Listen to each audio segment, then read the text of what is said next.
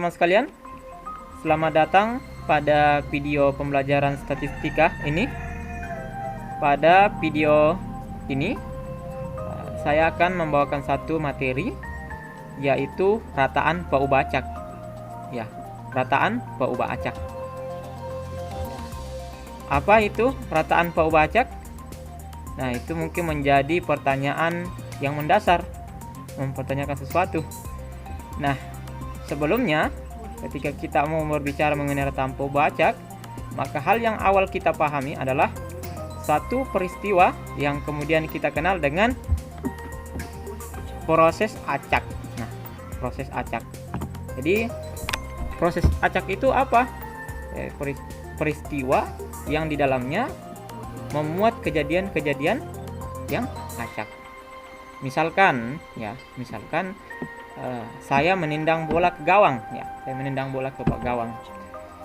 Pada posisi itu kita bisa mengamati, memperkirakan akan ada dua kemungkinan yang akan terjadi, bahwa bisa jadi bola yang saya tendang ke gawang itu gol, ataukah bola yang saya tendang ke gawang itu tidak gol. Nah, itulah yang kemudian dikenal dengan proses acak. Jadi bisa jadi kemungkinannya gol, bisa jadi tidak. Ataukah misalkan saya mau melempar sebuah dadu, maka akan banyak kemungkinan yang akan terjadi. Bisa jadi mata dadu satu yang muncul, atau mata dadu dua, ataukah mata dadu 6 sebagainya. Nah, itulah yang disebut dengan kasus peristiwa acak. Nah, pada kondisi demikian kita bisa mengamati bahwa pada setiap kejadian-kejadian yang ada pada satu peristiwa tersebut memiliki bobot-bobot kemungkinan. Itulah yang kemudian kita kenal dengan istilah peluang. Nah, setelah kita memahami dua istilah ini, kembali kita diperkenalkan satu istilah baru, yaitu mengenai peubah acak. Peubah acak itu apa? Nah, ada yang mengatakan bahwa peubah acak ini adalah satu fungsi. Memang benar adalah satu fungsi, karena tidak lain peubah acak ini memetakan dari kejadian-kejadian yang ada di sini. Kejadian acak dipetakan ke dalam bentuk angka atau bilangan. Itulah peubah acak. Jadi misalkan tadi pada kasus saya menendang bola, maka kita bisa membentuk misalkan peubah acaknya itu banyaknya gol yang tercipta dari kasus peristiwa dari kejadian-kejadian yang ada tadi sini. Kejadian acaknya kita bisa bentuk ke dalam nilai peubah acak 1 dan 0, peubah acak 1 dan 0. Nah, 1 ketika kejadiannya berhasil gol, dan 0 ketika kejadiannya tidak berhasil gol. Nah, seperti itu. Nah, pada kondisi demikian kita bisa mengamati pula bahwa setiap nilai pada setiap kasusnya, banyaknya kasus peristiwa, kita bisa mengamati bahwa ternyata nilai-nilai peubah acak itu bisa saja diskrit, bisa saja juga kontinu. Diskrit ketika peubah acaknya itu bisa dicacah, misalkan angka 1 tadi, angka 0, 1, 2, 3, 4 sampai seterusnya. Artinya bilangannya bisa dicacah, nilai peubahnya bisa dicacah. Sedangkan kasus kontinu ketika misalkan nilai peubah acaknya tidak bisa dicacah, misalkan 1,2, 1,3, 1,32, 1,332 seterusnya. Nah, itu kan sifatnya ada. Dan misalkan kita ingin mengamati sebuah umur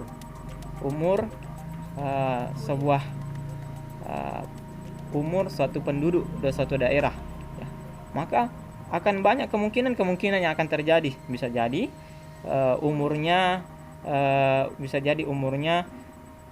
36 tahun, umurnya 36,5 tahun, umurnya 35,7 tahun, 35 tahun, 35,7 tahun, dan seterusnya. Jadi karena ragam nilai Pobacak itu yang bentuknya tidak bisa dicacah, maka itu disebut dengan kasus Pobacak kontinu. Nah, setelah itu, ketika kita mengamati nilai-nilai Pobacak yang ada, kita bisa membobotkan kemungkinannya, yaitu menciptakan kembali peluangnya. Nah, tidak lain, Pobacak ini kan tidak lain merupakan mengklasifikasikan tadi kejadian yang ada di sini, mengklasifikasikannya ke dalam bentuk angka kejadian. Nah, dari klasifikasi kejadian itu kita bisa bentuk berapa masing-masing peluang dari nilai Pobacak tersebut. Nah, dari nilai peluang yang ada pada Pobacak itu terbentuklah yang kita kenal dengan sebarang peluang. Nah, selanjutnya pada sebarang peluang itu kita bisa mengamati bahwa kita bisa modelkan kasusnya ke dalam bentuk fungsi. Nah, itulah dari sebarang peluang dibentuk ke dalam fungsi, itulah yang kita sebut dengan fungsi peluang. Nah, pada posisi ini kita bisa mengamati bahwa di antara banyaknya peluang-peluang dari Pobacak itu, kita bisa memusatkan datanya.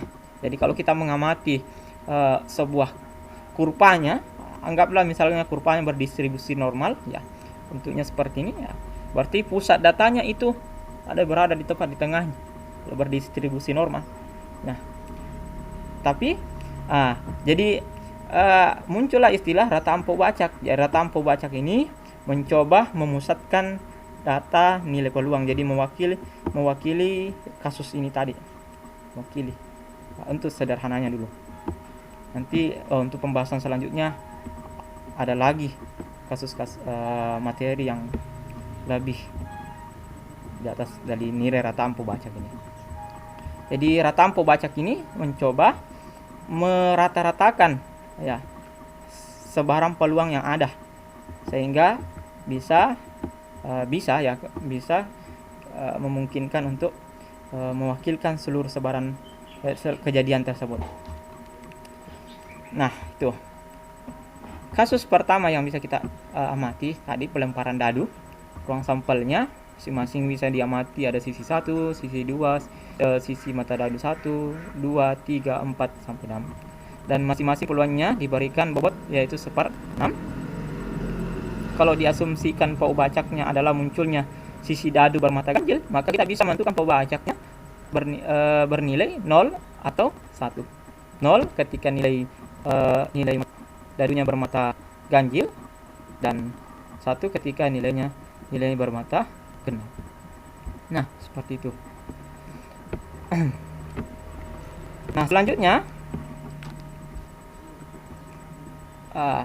kita bisa melihat ini di antara kejadian-kejadian yang mungkin memiliki masing-masing peluang, kemudian kita bentuk Pobacaknya, dan dari Pobacak kita bisa mengamati nilai-nilai peluangnya, dan tidak lain, inilah yang kemudian kita sebut dengan sebarang peluangnya, dan kemudian kita susun ke dalam bentuk fungsi, kita modelkan dalam bentuk fungsi Pobacak X adalah 3/6 atau 1/2 untuk X sama dengan himpunan yang beranggotakan 0 ke 1. Begitu pula dengan 0 untuk X lainnya. Ini perlu juga dituliskan.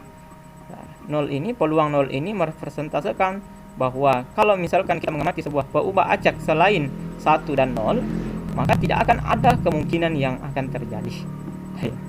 Jadi pada pelemparan, misalkan pelemparan dadu, kemudian yang ditanya, kita ingin mengamati peluang munculnya mata dadu di atas 10, maka tentu tidak akan bisa kita dapatkan ya nilainya, karena di luar dari semetarnya.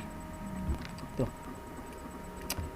Nah, kasus kedua misalkan Ambo akan mengeksekusi 3 tendangan sekaligus ke gawang Andi. Nah, kita bisa melihat bahwa dari 3 tendangan sekaligus ke gawang itu ada beberapa ruang sampelnya. Bisa jadi tendangan pertama gol, tendangan kedua gol, tendangan ketiga gol, gol semua.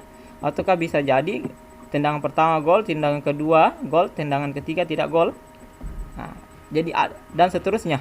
Jadi ada 8 kejadian acak yang mungkin terjadi. Kejadian yang mungkin terjadi. Dari kejadian tersebut kita bisa menentukan bobot peluangnya sebesar 1/8, ya, 1/8. Kemudian dengan mengasumsikan bahwa PU Bacaknya itu adalah jumlah gol yang tercetak pada 3 kali tendangan tersebut, kita bisa memaknai bahwa 0 ini adalah kasus di mana 3 tendangan tidak terjadi sama sekali gol. 1 ketika hanya 1 kali gol dari 3 tendangan. 2 ketika hanya 2 gol pada 3 tendangan. Dan 3 ketika semua tendangan berhasil gol.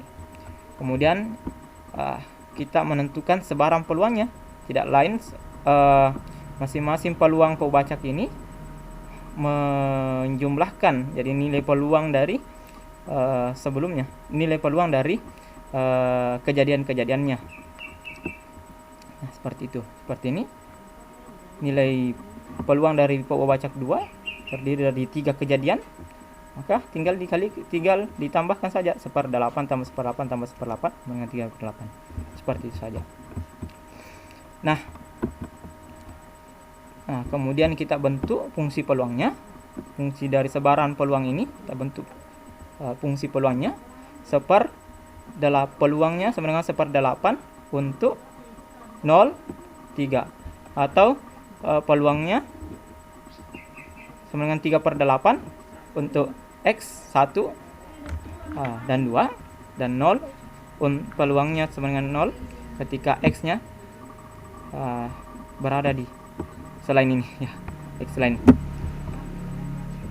Jadi banyak sebenarnya kasus-kasus yang kita bisa amati dalam kehidupan kita, dan itu kadang kita tidak sadari bahwa sebenarnya kita telah melakukan proses menentukan peluang ataukah menentukan mencari mencoba memantapkan pilihan dari berdasarkan nilai-nilai peluang dari PU Bacak. Seperti itu.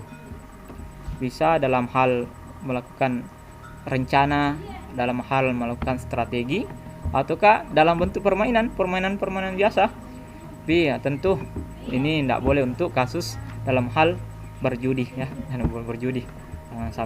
Selanjutnya, rataan PU Bacak. Jadi ini adalah materi intinya. Jadi kalau tadi hanyalah sebatas pengantarnya saja.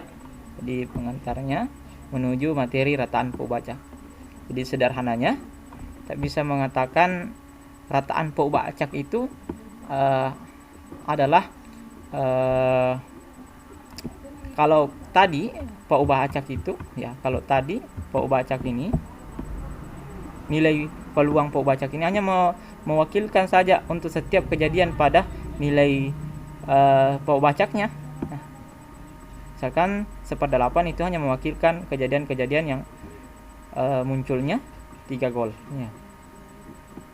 Itu 3/8 mewakilkan kejadian 2 gol, dan seterusnya. Nah, untuk kasus rataan PU Bacak ini mencoba mewakilkan kejadian untuk semua PU Bacak tersebut, walaupun sebenarnya masih jauh dari, tetapi jadi cut. Oke. Jadi rataan ini mencoba memusatkan mencari pusat dari sebaran peluang yang ada tersebut. Oke. Kalau dalam definisi kita bisa mengatakan bahwa semisal X ini adalah PU Bacak dengan distribusi peluang Fx, nilai harapan, jadi rataan PU Bacak ini bisa juga dikenal kan dengan istilah ekspektasi atau nilai harapan. Rataan perubahan acak X ialah mu. Mu. Biasa menggunakan notasi mu atau biasa juga menggunakan notasi X. Ya. Nilai harapan perubahan acak X sama dengan jumlahan atau sigma X dikali Fx. X ini adalah nilai perubahan acaknya dan Fx ini adalah peluang perubahan acaknya. Nah, ketika formula ini digunakan ketika kasusnya adalah kasus diskrit. Nah, kalau misalkan kasusnya kontinu, perubahan acaknya kontinu, kita menggunakan rumus ini. Perubahan acaknya dengan mu sama dengan integral x menuju dengan batas atas tak hingga dan batas bawah min 8. Nah, kalau kita mau melihat contoh soal yang ada di awal dengan menggunakan definisi ini, definisi nilai harapan atau rataan perubahan acak, kita bisa mengetahui bahwa rataan peluang munculnya dadu mata ganjil itu adalah sama dengan 3/6 ya, 3/6. Jadi kita bisa melihat rumusnya tidak lain rataan perubahan acak X sama dengan 0 kali 3/6 ditambah 1 kali 3/6 sama dengan 3/6 atau sama dengan 1/2 gitu. Nah, untuk kasus contoh kasus kedua tadi, kita memperoleh nilai harapannya sama dengan, karena ini adalah bentuknya diskrit ya, kita amati diskrit, tidak ada nilai perubahan yang tidak bisa dicacah.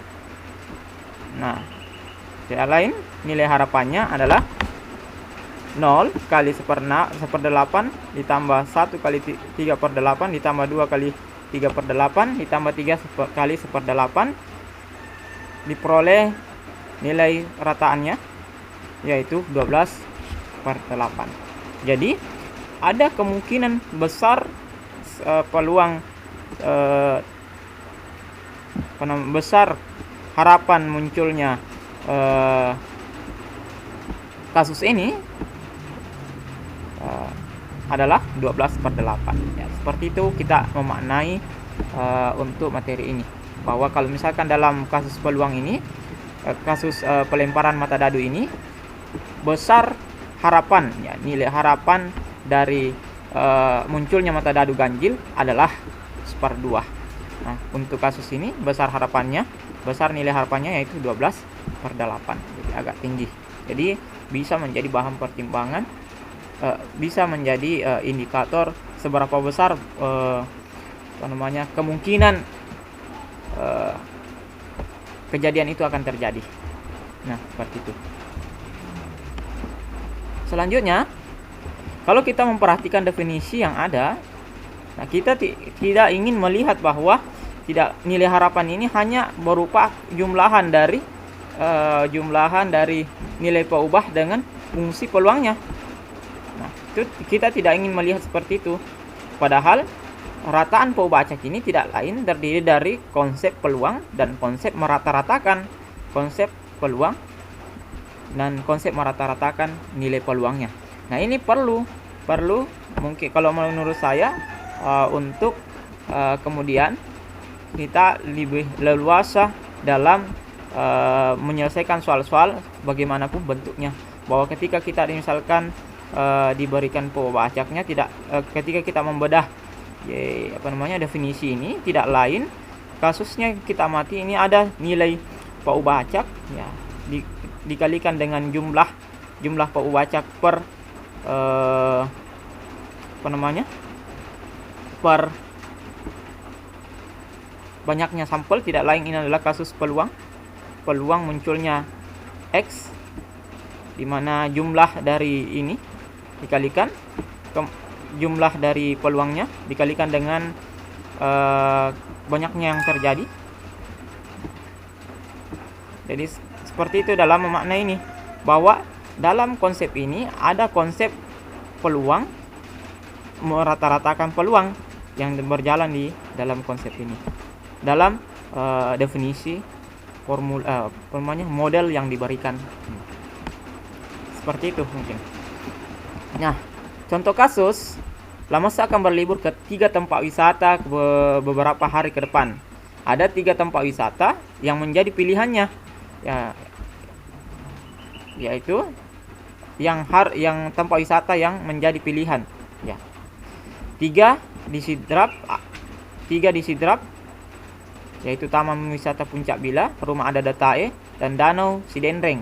4 di Baru, Diana Waterfall, Lapalona, Pulau Detungan, dan Bukit Takepo. Tentukan berapa peluang harapan Lamasa akan berlibur ke tempat wisata di Sidrap. Jadi semisal Lamasa ini akan berkunjung ke 3 tempat wisata beberapa hari ke depan. Nah, pada kondisi itu dia memiliki 7 opsi rencana, yaitu apakah dia berlibur ke Sidrap ataukah berlibur ke Baru. Masing-masing. Di Sidrap ada 3 tempat wisata dan di Baru ada 4 tempat wisata. Nah, ditanyakan di sini adalah berapa peluang harapan Lamasa akan berlibur ke tempat wisata itu.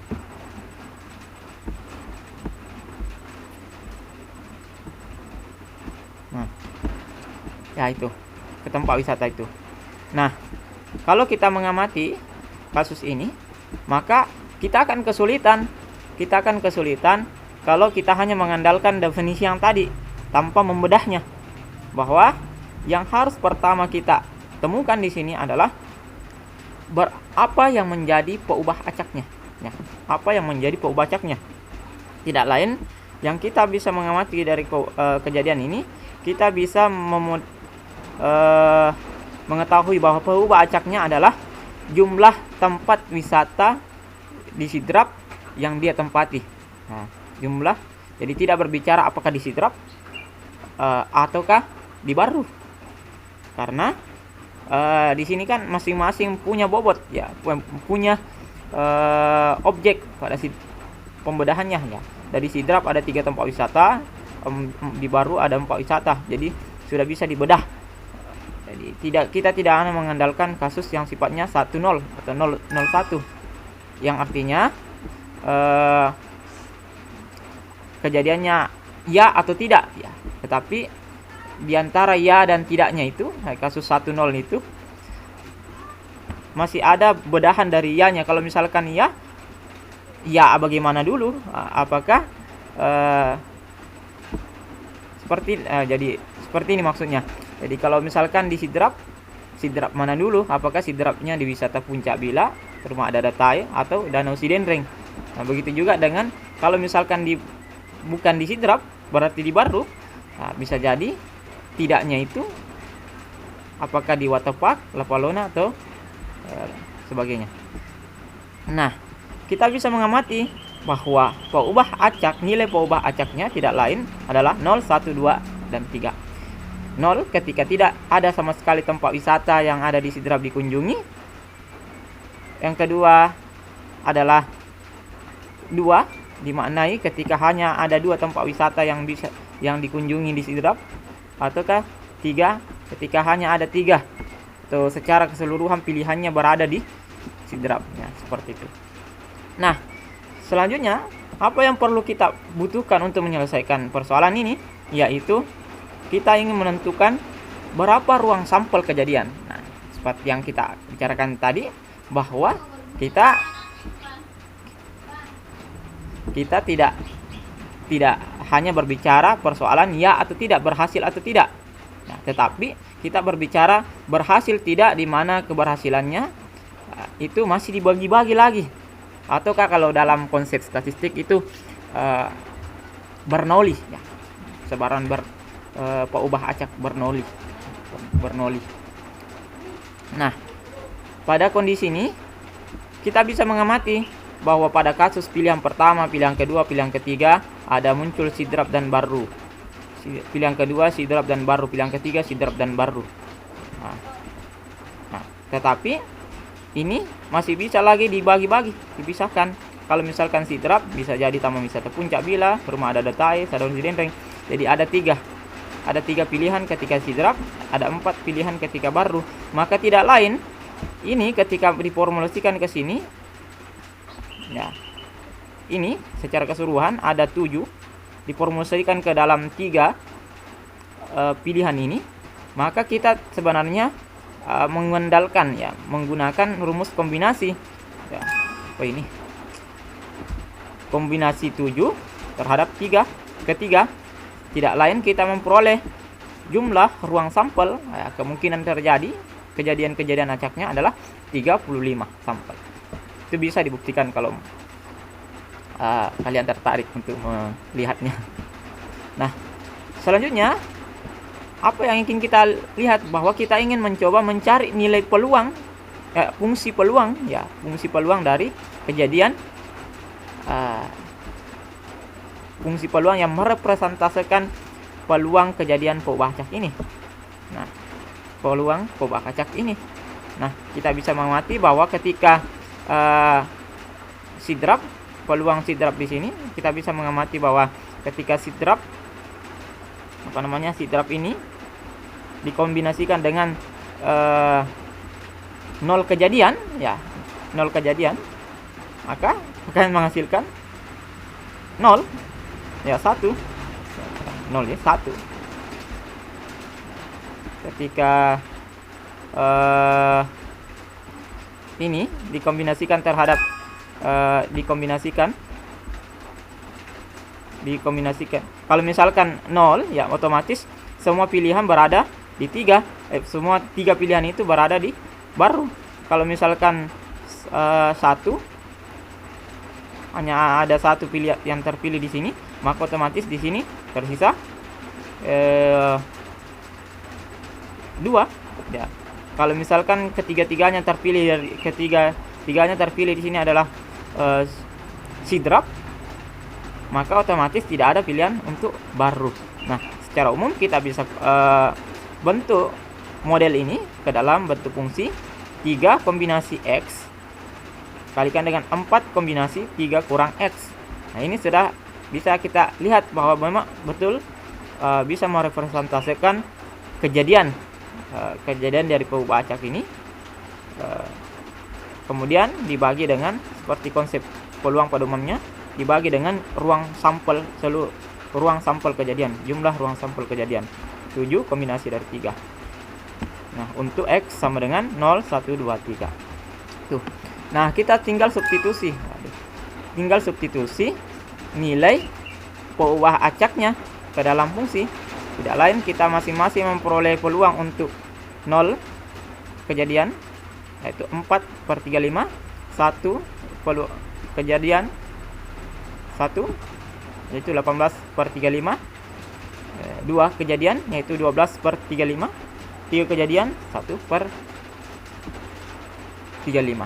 Tidak lain kalau kita jumlahkan secara keseluruhan ini, jumlahnya adalah 1/1, karena mewakili kejadian realitasnya. Semua kejadian ada mencakup di sini. Seperti itu. Nah, kita bisa bentuk dalam bentuk tabel ini masing-masing nilai harapannya, perkalian antara nilai peubah acaknya dengan peluangnya masing-masing, kemudian dijumlahkan, hasilnya kita peroleh adalah 45/35. Jadi, apa yang kita bisa simpulkan? Diperoleh peluang harapan selama akan berlibur ke sidrap adalah sebesar 45/35 atau 1,2857. Nah, seperti itu. Jadi, kalau kita mengamati ini, hasil penafsiran baru ketika kita mengamati ini, dari sebaran data ini, inilah pusat data, ya. Inilah pusat dari sebaran peluang ini, sebaran peluang ini. Jadi kalau misalkan digambarkan ini, saya tidak menggambar di sini. Ini misalkan kita bayangkan saja di sini sumbu X-nya, sumbu Y-nya, kemudian nilai variabel bebasnya masing-masing. Bahkan kita bisa mati kira-kira modelnya seperti ini, menjulang ke atas, kemudian menjulang, kemudian menurun. Nah, 1,287 ini adalah merepresentasikan nilai tengahnya, ya, pusat datanya. Nah, Seperti itu mungkin kalau bisa dibayangkan bagaimana.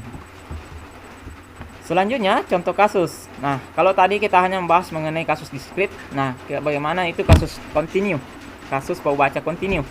Jadi kasus seperti ini modelnya. Dimodelkan suatu persamaan fungsi, misalkan X itu pembaca acak yang menyatakan umur dalam satuan tahun penduduk suatu daerah dengan fungsi pada peluang yang diberikan Fx 1800 per X pangkat 3 untuk X lebih besar daripada 18 dan 0 untuk X lainnya. Hitunglah rata-rata peluang umur penduduk. Jadi kalau kita mengamati bahwa peubah acak yang ditampilkan di sini adalah umur. Kita tahu kalau kita berbicara umur, maka akan banyak jenis, akan banyak beragam umur seorang. Bisa jadi 80,1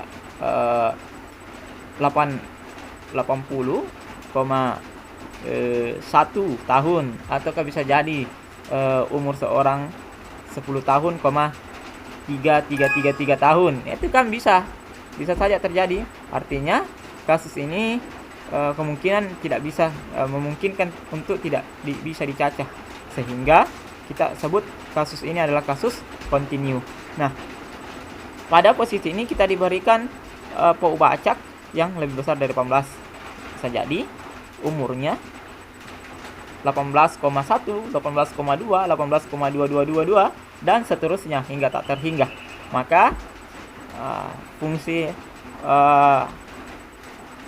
nilai harapan yang bisa dibentuk formulanya integral X kali 1800 per X pangkat 3 dx dengan batas atas tak hingga dari 100 ke tak hingga, ya bisa kita mana seperti itu, dari 100 ke tak hingga. Kita memperoleh nilai harapannya adalah sebesar 100 tahun. Jadi rata-rata peluang umur penduduk masyarakat yang ada di suatu daerah ini kita bisa harapkan melalui formula model permodelan tadi adalah kita peroleh rata-rata berumur 100 tahun. Lumayan. Nah, ada hal juga yang menarik di sini, yaitu ketika kita mengamati sifat rata-rataan peubah acak ini. Nah, ada 3 sifat yang dimunculkan, yaitu jika C adalah sebuah konstanta, maka C nilai harapan C sama dengan C itu sendiri. Ini kita lihat, oke. Nilai harapan C itu sendiri. Nah, jika C, nah misalkan ya, kalau kita mengamati nilai harapan dari 3, maka 3 itu sendiri artinya kondisinya adalah konstan ya, kalau kita mau mengamati. Jika C adalah sebuah konstanta dan UX adalah fungsi dari peubah acak X, maka nilai harapan CUX ya, nilai harapan fungsi dari peubah acak X tidak lain adalah C kali nilai harapan X. Maksudnya ketika misalkan sebuah fungsi peubah acak dikalikan dengan sebuah konstanta, kemudian kita cari nilai harapannya, sama saja halnya kalau kita misalkan mencari nilai harapan kemudian mengkalikan dengan konstanta tersebut. Nah, bagaimana bentuknya nanti kita lihat bagaimana situasinya, bagaimana bentuknya. Nah, sifat ketiga, jika X dan Y adalah 2 peubah acak, maka nilai harapan dari peubah acak X dijumlahkan dengan Y atau dikurangkan sama dengan nilai harapan X, nilai harapan peubah acak X ditambah atau dikurang dari peubah acak Y. Nah, itu. Jadi misalkan kita asumsikan pada pelemparan dadu, kita mengamati nilai peubah acaknya, peluang bermunculnya mata dadu ganjil, Y peluang bermata dadu genap. Sama saja kalau kita mengamati bahwa kalau dijumlahkan nilai harapan, kalau dijumlahkan peubah acak ini, peluang peubah acak ini, kita jumlahkan dulu kasusnya atau dikurangkan, kemudian mencari nilai harapannya, sama saja kalau kita mengamati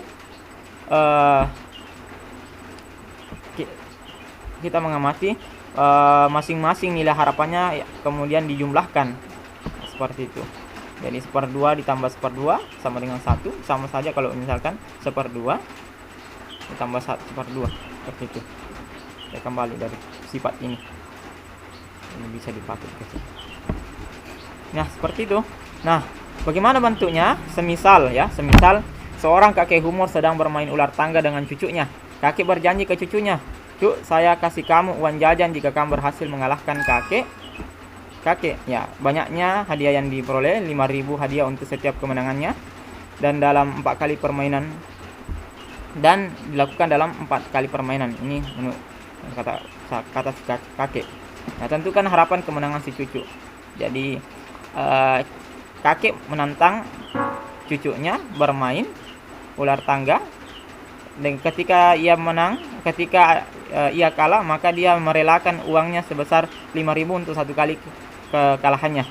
Nah, harapan berapa kemenangan si cucu adalah, kita bisa mengasumsikan bahwa dalam 4 kali permainan, nilai Paubacak yang terbentuk bisa jadi 1, 2, 3, atau 4 kali kemenangan.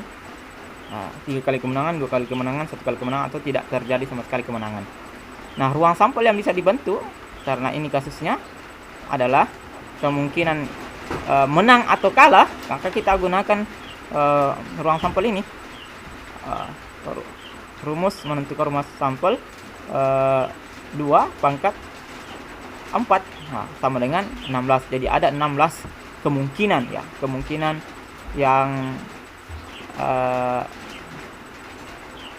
yang bisa terjadi, ya, kemungkinan yang bisa terjadi. Jadi kalau misalkan meragukan, silakan dibuktikan dengan menjabarkan masing-masing kejadiannya. Nah, selanjutnya kita mengamati bahwa untuk kasus ketika tidak terjadi kemenangan, akan hanya terjadi 1 kali kemungkinan kejadian. Ketika terjadi 1 kali kemenangan, kemungkinan yang bisa terjadi adalah ada 4. Kemungkinan terjadi untuk kejadian 2 kali kemenangan sebesar 6/16, dan kemungkinan untuk kejadian terjadinya 3 kali kemenangan adalah 4/16, dan ketika kemenangan dimenangkan sebanyak 4 kali secara berturut-turut, diperoleh kemungkinan yang bisa terjadi adalah 16. Ini tidak lain adalah rumus. Kita menggunakan rumus kombinasi untuk menentukan nilai peluangnya. Nah, pada posisi ini yang kita amati bahwa kasus ini hanyalah kasus discrete. Karena kenapa? Nilai Paubacaknya itu masih bisa dicacah. 0, 1, 2, 3, 4 itu bilangan cacah.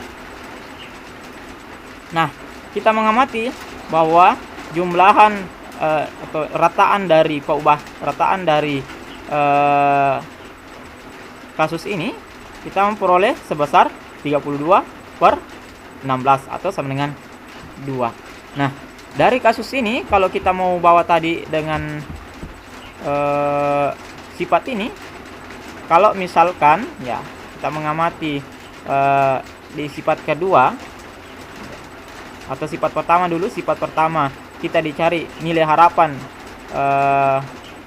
uang 5.000, maka kita akan kesulitan pemetaan fungsinya akan sifatnya konstan, maka nilai pusat datanya adalah nilai konstan itu sendiri. Nah, kalau misalkan di C di sifat kedua ini, kita bisa melihat contoh ini, bahwa kalau misalkan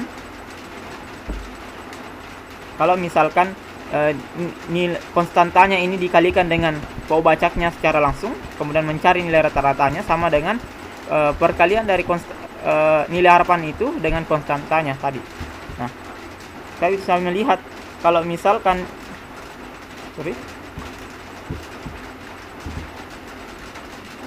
Nah, kalau sorry. Nah, kalau misalkan di sini kita bisa mengamati bahwa kalau misalkan konstantanya dikalikan, konstantanya adalah 5000 dikalikan dengan secara langsung dengan peluangnya tadi, fungsi peluangnya, maka tidak lain kita bisa mengerti 5000 kali 1/16, 1 kali 4/16 kali 5000, 2 kali 6 kali 5000/16, 3 kali 4 kali 5000/16, 4 kali 1/16. Tidak lain kita akan menemukan juga nilai sebesar 10.000. Nah, 10.000 itu apa? Coba kita kalikan 2 kali 5000. 2 kali 5000, maka nilai harapannya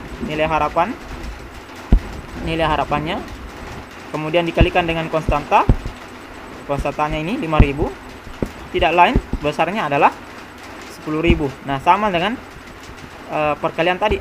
Ya, kita kalikan ini, kita kalikan konstantanya itu terlebih dahulu dengan nilai fungsi harapannya, fungsi peluang atau fungsi nilai pembacaknya atau nilai peluang pembacaknya masing-masing, maka akan didapatkan nilai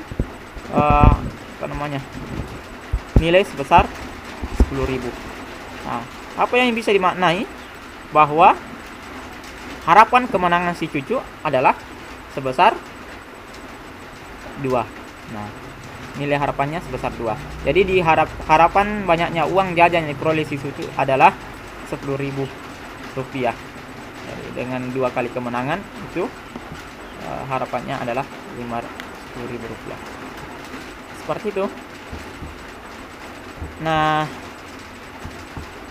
itu saja mungkin untuk materi yang saya bawakan untuk menambah atau memperkuat pemahaman mengenai rataan pembacak ini.